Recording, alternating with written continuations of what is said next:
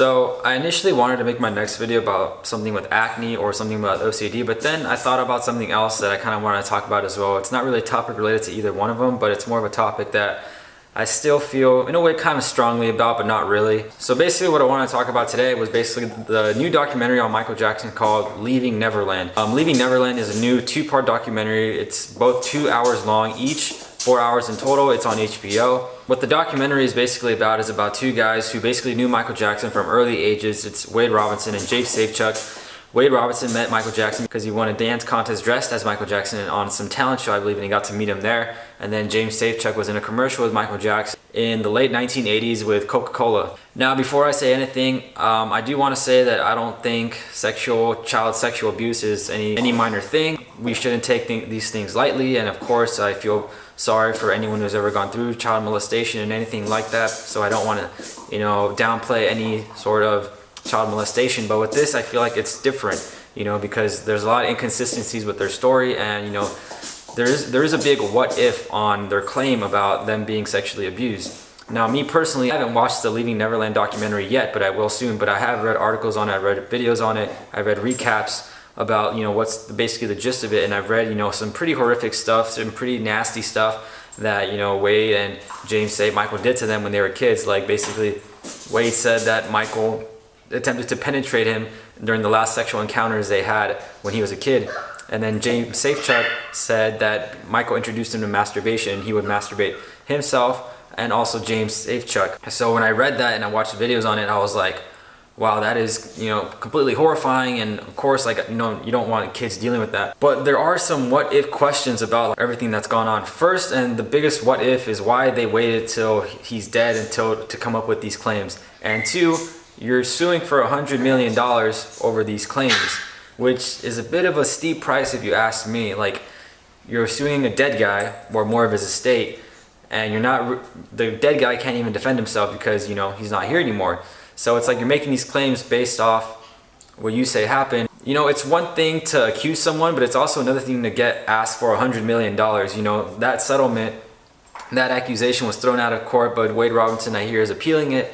So that's what's going on with that right now. When I first read the details of what happened and what they talked about in Leaving Neverland, I was honestly kind of, pretty horrified at what I read. And there was an instance where I thought, man, can I really like Michael Jackson anymore after reading all this? Like, can I really say he's a good person after everything I've read, after everything I saw, all the information that I was known to have? Like, I started questioning, my loyalty to him, whether I should stop listening to his music. I should just not even have him as my top artist anymore. I started questioning all that based off what I was reading, based off what I was seeing, because it was all pretty gruesome, and you don't want your kid dealing with that. You don't want any kid dealing with that. But then, I started watching videos, I started reading other claims, and I thought, there are some inconsistencies with these stories. To give you guys a bit of background information with me and Michael Jackson. My timeline with Michael Jackson early on was a bit tricky, because when I was a kid, the first time I heard about Michael Jackson was a song, his song Black or White, and basically I heard the song and I thought, oh snap, this is a great song, who is this by? And then I looked it up and I saw it was Michael Jackson. I heard his music and I thought it was great, but then I grew up with the Michael Jackson in the early 2000s, the one with the botched plastic surgery, the crazy obscenities, the crazy antics, and of course the child molestation trial. That's the Michael Jackson I grew up with, and all the other kids grew up with. So I was hearing, things like, oh, he rapes kids, he does all these horrible things to kids, like I don't like his music for that. We hear that as a kid and you kind of think, oh, okay. And I'm not gonna lie, like, Michael Jackson in that time honestly kind of scared me. His face, as a kid, like, I looked at his face and it honestly really scared me. There'd be some times where I would just think about it and I would honestly get scared. It's pretty sad, I know, but that's honestly how I felt as a kid. What changed for me and my opinion on Michael Jackson was that I watched this biographical film called The Jacksons: An American Dream. And basically it's a story about the Jacksons from their early days all the way to the Victory Tour, where Michael goes solo. He tells everyone this is gonna be our last tour, and that's it. So what happens is that I watched the documentary. The guy who plays Michael Jackson in the movie, he does the whole Billie Jean performance from the Motown 25 special, where he does the moonwalk for the first time and he performs Billie Jean. And when I saw it, I was like, holy crap, that is amazing. Like, how does someone do that? Like the dancing, the moonwalk, the singing, it's just all incredible. So after that, I basically watched tons of his videos, his music videos, his interviews, his live performances. After that, I was just obsessed. And then Thriller 25 came out that same year, That was the album. That was the first album I ever bought by myself, and then I basically listened to that album on repeat. And for a moment, it felt like I was growing up with the Michael Jackson that people grew up with in the 80s, you know, the guy who was known for the hat, the sequin glove, the sequin socks, the jacket, Jerry curl, an awesome dancer. I looked at him more in that way, like a great performer and a great artist. I kind of let go of the weird things around him because that stuff didn't really matter to me anymore. And then I started doing my own research regarding the child molestation charges, because before I thought, oh, this guy's guilty, he's a pedophile, he looks like a pedophile. Of course he's guilty, but then, you know, I started doing my own research with first guy, Jordan Chandler, and then the second kid, you know, Gavin. I saw a lot of inconsistencies with their story. You know, both had a history of trying to extort money from people, asking things for free. You know, a series of shoplifting. It didn't make sense to me. That's basically everything with Michael Jackson and me and like my story with him. And I'm not gonna lie, I was made fun of a lot in middle school and a little bit of high school because I was a fan of Michael Jackson. You know, people would say, oh, are you a fan because he touched you a certain way, or did you like it? You know, or why do you like him? He's a child molester, you know? Just all those kinds of things you would hear. And people, like usual, they don't do their own research. They don't find things on their own. They see a headline, they see it, and they run with it. And basically, you know, they just believe it without doing their own research. And it's sad because a lot of people do that all the time and they don't want to do their own research. I was a really good supporter of Michael Jackson. I knew everything and I defended him when no one else really would, when no one else was there to defend him. I was that kid, you know. I dressed up like him. I had his posters in my room. I had his t-shirts. I bought his albums. You know, the video is titled "Why I Will Continue to Listen to Michael Jackson Regardless of Leaving Neverland," because, you know, there's multiple things. Not because I want to just admit that he's a child molester and basically be like, oh, I can separate the art from the artist. I'm basically going to listen to Michael Jackson. I'm basically going to keep listening to Michael Jackson because I don't see him as a child molester. I don't see him as a horrible guy. Like, if you do your own research, if you find things on your own, you see that he's done a lot for kids. He actually like tried to get a kidney. He went all over the world to try to get a kidney for this one kid to save him from dying, and he did. You know, he's donated a lot to charities. He's done a lot of humanitarian aid. It's really hard for me to believe a guy like that could do all these things, especially when the guy's stories have all these inconsistencies, and when you're obviously suing the estate for $100 million. You know, and like I said, I don't want to downplay any types of child sexual assault or sexual molestation.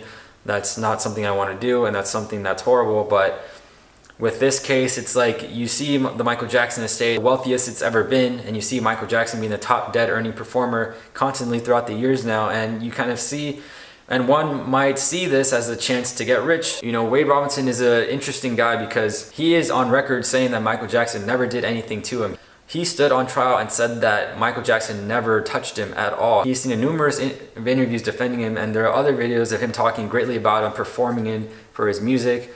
You know, he was in the tribute with his sister Janet. So a lot of the things, it just doesn't make sense. Like, how can you defend him and then realize now that all of a sudden you want to accuse him of child molestation when all these other times you could have said it? You know, you could have actually sent him to jail in 2005. You could have been a key witness to him going to jail, but, you know, you didn't. And now, you know, what's changed? Is it because of your career? You know, you're not seeing yourself being the person that you want to be in terms of career? Like, what is it? You know, when you look at the evidence, it kind of just seems like Wade and James are just two failed people in the media industry who didn't get their big break and are just trying to cash in.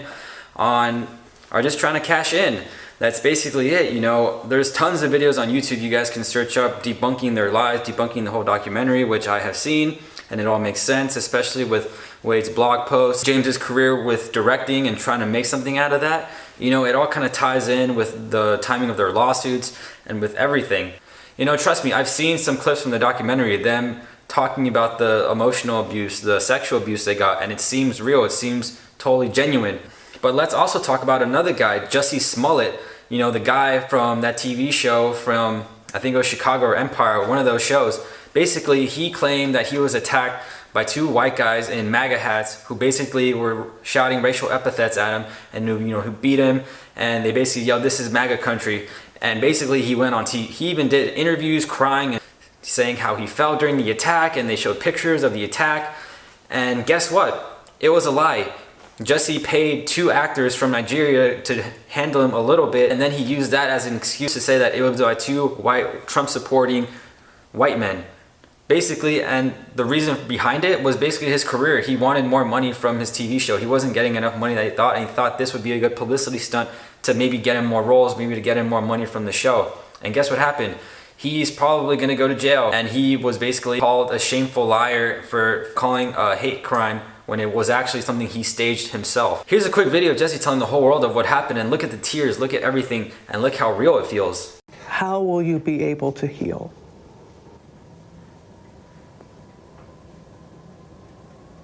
I don't know.